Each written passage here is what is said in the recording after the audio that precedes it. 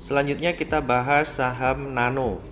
Langsung saja kita masuk ke sisi laporan keuangan.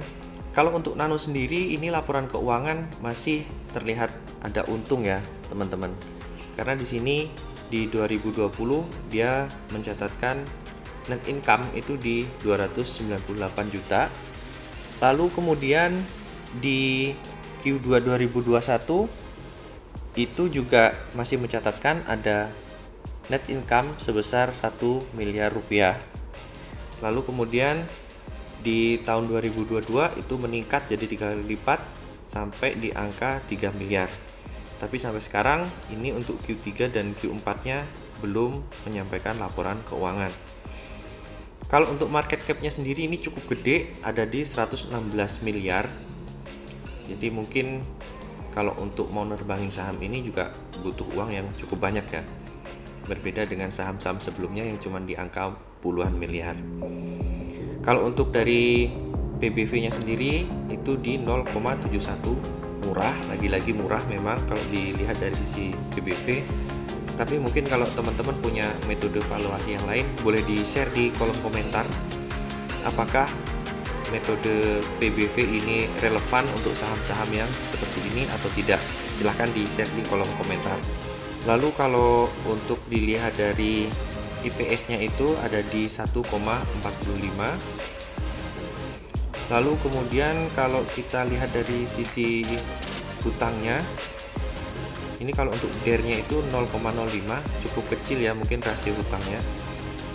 Tapi kalau untuk profitabilitas cukup menarik karena di sini masih bisa mencatatkan net profit 12,19%. Jadi kalau yang sebelumnya itu banyak yang rugi di saham-saham yang kita bahas sebelumnya, kalau untuk Nano ini dia mencatatkan net profit dan lumayan besar itu di 12,19%. Kemudian kalau kita lihat dari sisi profile, ini perusahaan apa gitu ya.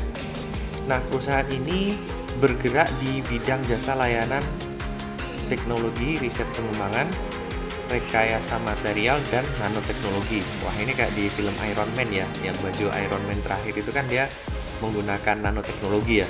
Nah, mungkin si Nano ini mengembangkan nanoteknologi, tapi entah kegunaannya apakah bisa seperti bajunya Iron Man atau seperti apa, ya mungkin kita akan lihat di masa depan seperti apa ya.